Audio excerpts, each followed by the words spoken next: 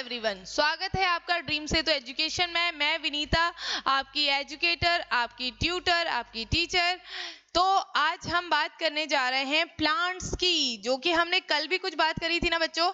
कल हमने प्लांट्स के बारे में थोड़ी चीजें से पढ़ी थी, कैसे हमारे प्लांट्स होते हैं, विटेकर ने कैसे उनको अलग अलग 5 भागों में डिवाइड किया था, ठीक है। और उसके बाद में क्या क्या आपके प्लांट्स उसके पार्ट होते हैं। और उसके अलावा फिर हमने डिस्कस किया था herb, shrubs, trees, creepers, climbers, इन सब के बारे में हमने कल बात करी थी, ठीक है बच्चों। तो उसके बाद आज हमारा प्लांट का ही पार्ट 2 है, ठीक है। इसको हम करने जाएंगे। और जो भी बच्चे ऐसे हैं जिन्होंने आज मेरा जो इससे पहले वाले वीडियोस हैं उनको नहीं देखा है, और या फिर ये प्लांट वाले सेक्शन का पूरा वीडियो नहीं देखा हुआ है, तो प्लीज इसका पार्ट 1 जाके देख लीजिए, ठीक है। जो कि आपको काफी ज्यादा हेल्पफुल होगा, इसे समझने में आप काफी अच्छे से उसे अंडरस्टैंड कर पाएंगे, ठीक है बच्चों। तो आज हम थोड़ा सा बात करेंगे प्लांट के बारे में, ठीक है। अब प्लांट्स आपके क्या क्या हैं, कैसे कैसे प्लांट्स होते हैं, ठीक है। तो थोड़ा सा हमने हर्ब, श्रब्स, ट्रीज वगैरह वगैरह के बारे में समझ लिया था, कैसे कैसे आपके प्लांट्स होते हैं। थोड़ा सा अब यहाँ पर भी हम समझेंगे कि जो हमारे प्लांट्स हैं उनकी लाइफ साइकिल क्या है, कैसी लाइफ साइकिल होती है, कैसे वो रहते हैं, क्या क्या तरीके हैं। सबसे पहली है हमारी बात types of plants based on life cycle. अब जो आपके प्लांट्स हैं known as the longest living beings on the earth. अब जो आपके प्लांट्स हैं वो सबसे ज्यादा मात्रा में पाए जाते हैं आपकी अर्थ में, ठीक है। सबसे ज्यादा मात्रा में पाए जाने वाले आपके प्लांट्स ही हैं। अब the classification of age also correspond to the growth and size of the plants. अब प्लांट की जो ग्रोथ और साइज है उसके हिसाब से भी हम उसे क्या कर सकते हैं, क्लासिफाइड कर सकते हैं, ठीक है। Every plant completes its life cycle depending upon its surrounding as well as seed and whether it got the required nutrition to grow or not। अब क्या है, जो भी आपका प्लांट है बच्चों, वो प्लांट का सारी लाइफ साइकिल डिपेंड करती है।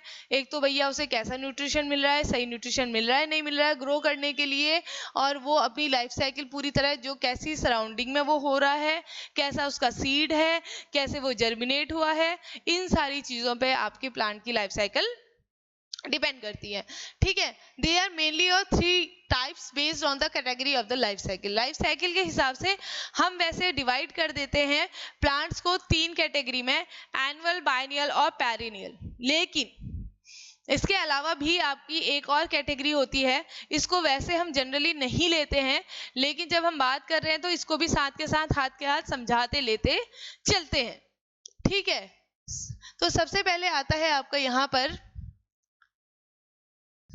एफिमेरल।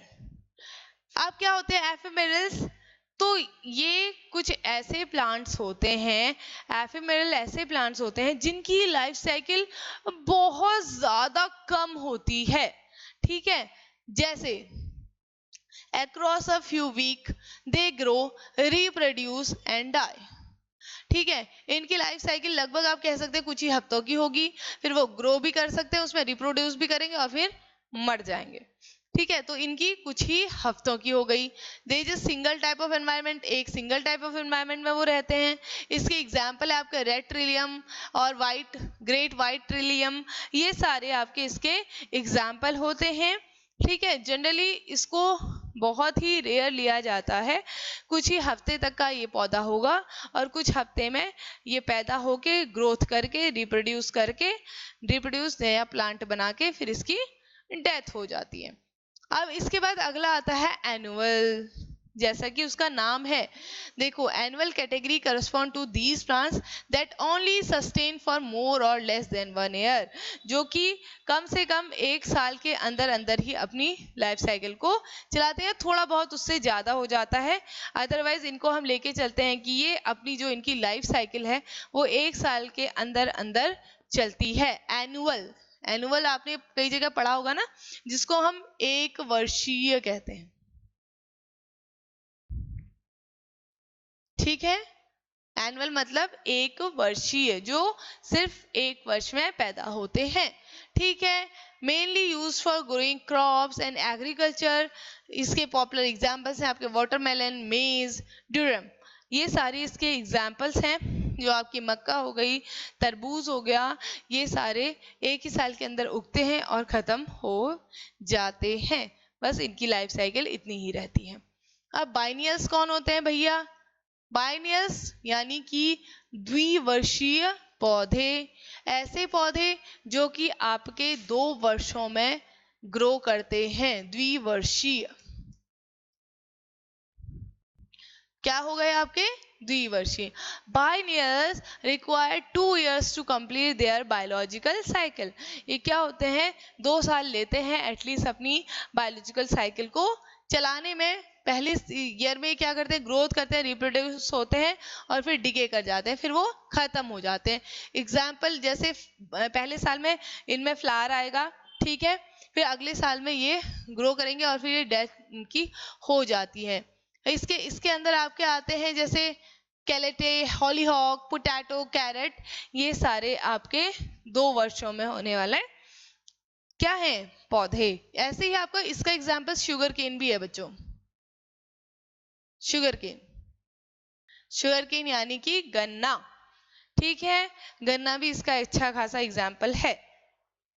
अब इसके बारे में अगले की बात करें, अगला है आपका पेरिनियल। अब पेरिनियल यानी कि इसको बहुवर्षीय या फिर हम सदाबहार कह देते हैं। क्या कहते हैं? यहाँ पे लिख देते हैं सदाबहार,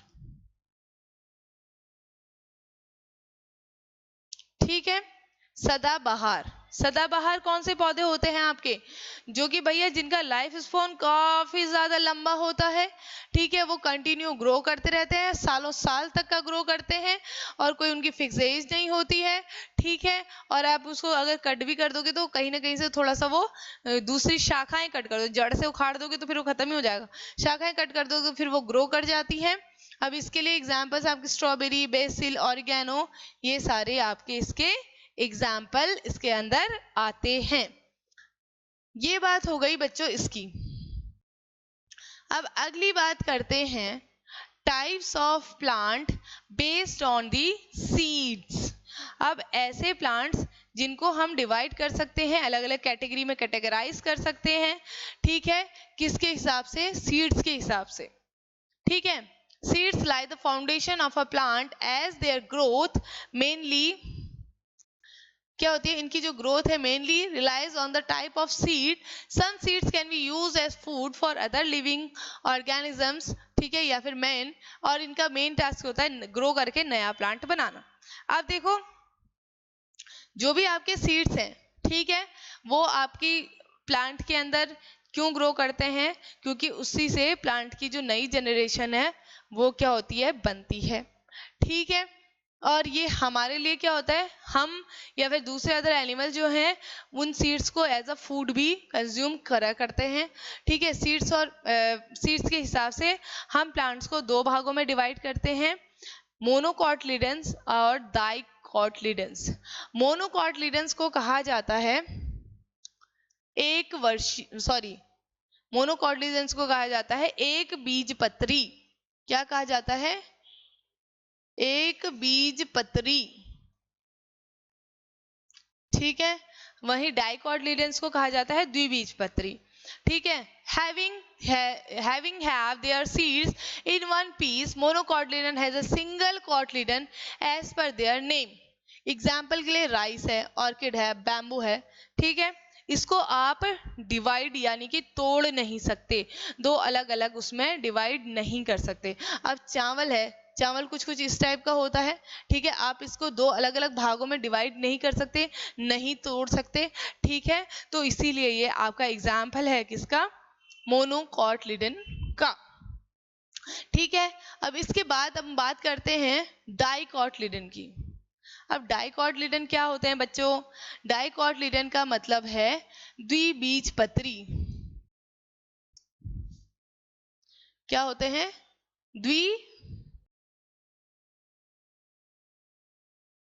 द्विबीजपत्री, ठीक है। ऐसे पौधे, ऐसे प्लांट्स जिनके जो बीज होता है वो 2 हिस्सों में अलग अलग टूट जाता है, अलग अलग बट जाता है, उसे ही हम क्या कहते हैं? द्विबीजपत्री। जैसे आपका ये बात करूं, ऐसे ले लो, ये चना, ठीक है, ये भी आपका द्विबीजपत्री होता है। इसको हम अलग अलग 2 भागों में तोड़ सकते हैं ऐसे, ठीक है, ये इसका कॉटलिडन है, ठीक है, अलग अलग ऐसे तोड़ के 2 भागों में हिस्से होगा इसके, तो ये आपका द्विबीजपत्री है। आप काजू लेते हो, काजू को ऐसे 2 भागों में तोड़ सकते हो, मूंगफली लेते हो पीनट्स, उसको 2 भागों में तोड़ सकते हो। तो ये सारे के सारे क्या हैं आपके डाइकॉटलिडन्स, यानी कि द्विबीजपत्री।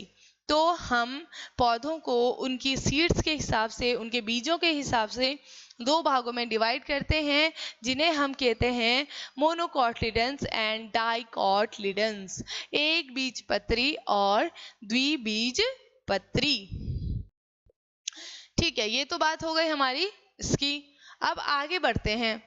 अब वॉस्कुलर प्लांट्स और नॉन वॉस्कुलर प्लांट्स। पहली बात, वॉस्कुलर क्या होता है और नॉन वॉस्कुलर क्या होता है।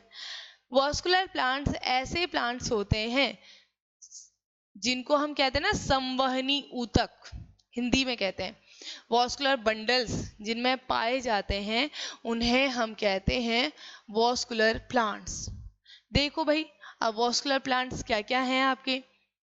देखो, सपोज मैंने यहाँ पे, चलो इसी के ऊपर ही बना देती हूँ, ये आपका सपोज करा, ये आपका एक प्लांट है, ठीक है, इसमें यहाँ पे पत्तियां हैं, ठीक है, यहाँ पे फूल फल कुछ भी है।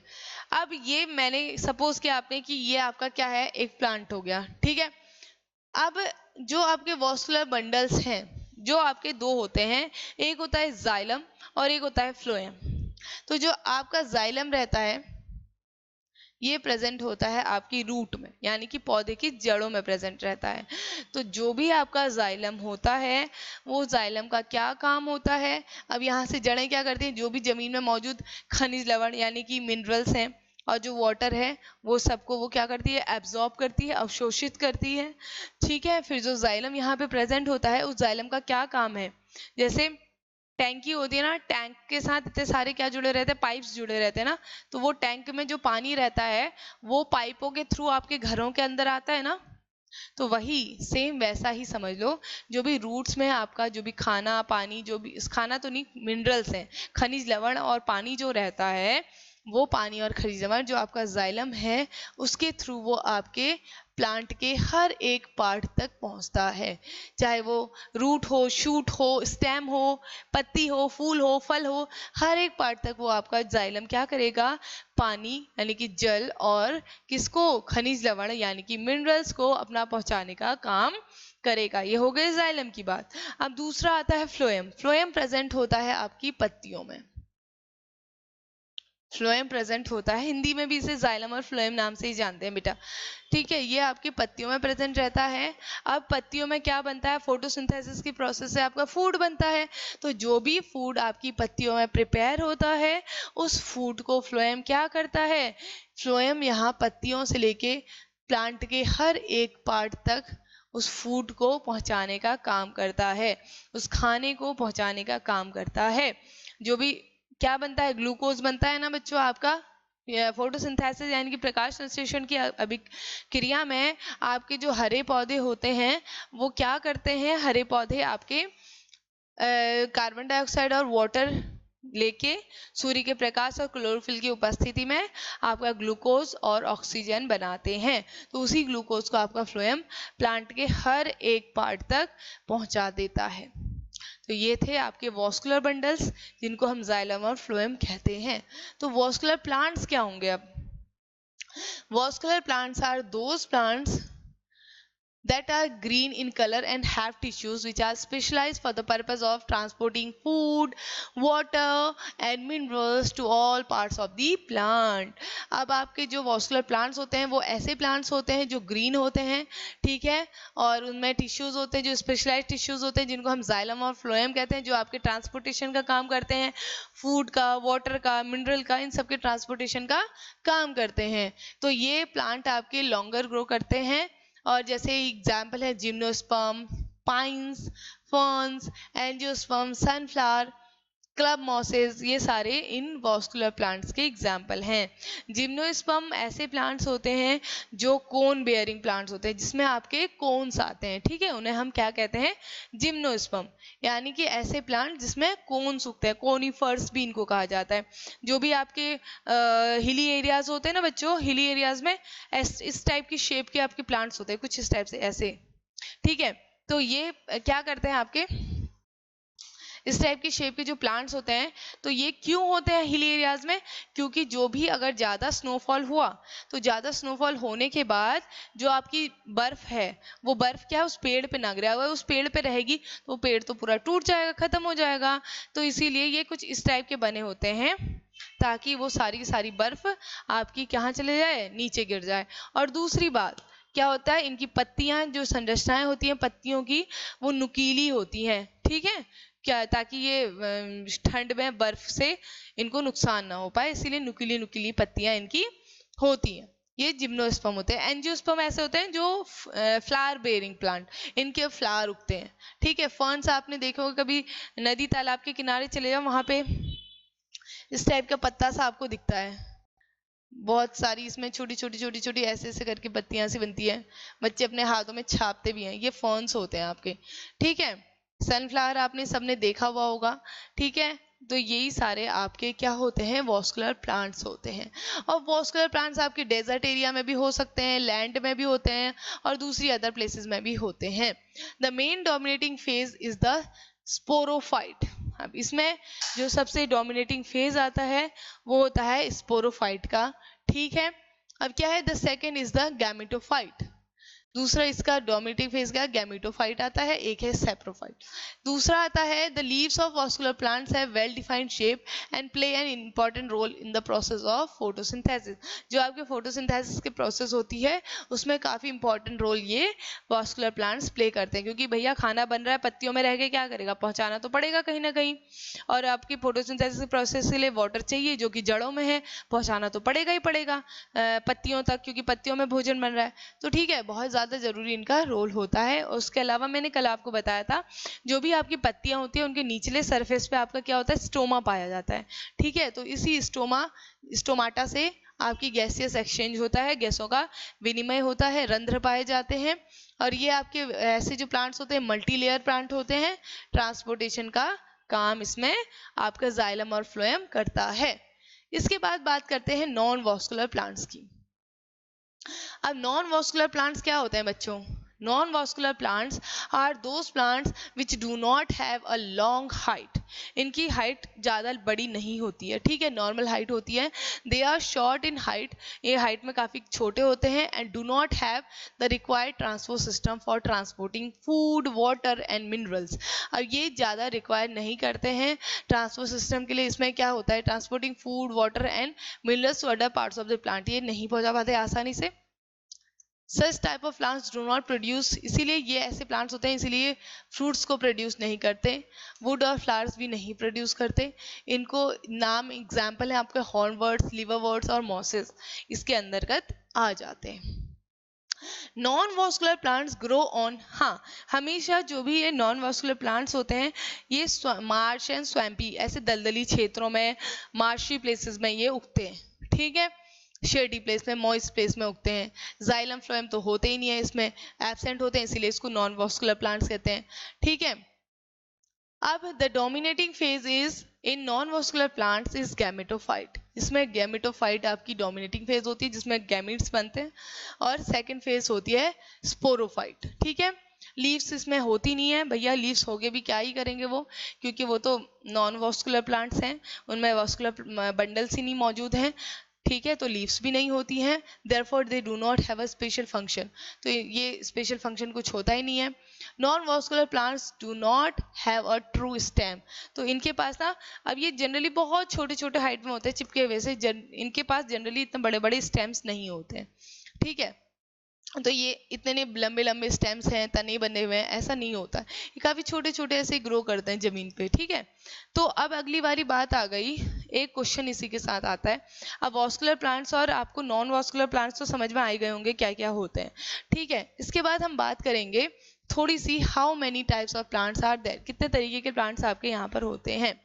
Scientists have finally found a solution. According to research from the Royal Botanic Gardens, Kew in the United Kingdom, there are around कितने 39,01,000 species of vascular plants currently known to science, with 369,000 species यानी कि 94% being blooming plants कि इतने plants आपके मौजूद हैं, ठीक है, जो कि 391,000 प्लांट से कंपैरिजन में 369 आपकी स्पीशीज 94% की आपकी ब्लूमिंग प्लांट्स की है, उसको अगर उसमें से हटा दिया जाए तो आपके 391 तो मौजूद थे, इसमें से 369 आपके जो ब्लूमिंग प्लांट्स है। ब्लूमिंग मतलब जो आपके फूल बनाते हैं, खिलते हैं, ठीक है बच्चों। तो हमने प्लांट्स के बारे में थोड़ी बहुत ये सारी चीज़ें भी इकट्ठा कर ली, नॉलेज इकट्ठा कर ली कि क्या क्या चीज़ें कैसे कैसे होती हैं, ठीक है। अगली बार इसी में मैं आपको क्लास के साथ में डिस्कस करूंगी थोड़ा बहुत जो हमारे एनसीईआरटी के कुछ क्वेश्चंस लेके आई हूँ बच्चों, तो इन क्वेश्चंस को भी हम डिस्कस करेंगे कि कैसे आपके, क्योंकि हमने लास्ट सीटेट से हम नोटिस कर रहे हैं बच्चों कि क्वेश्चंस आपकी ईवीएस में से भी उठा के आ जा रहे हैं।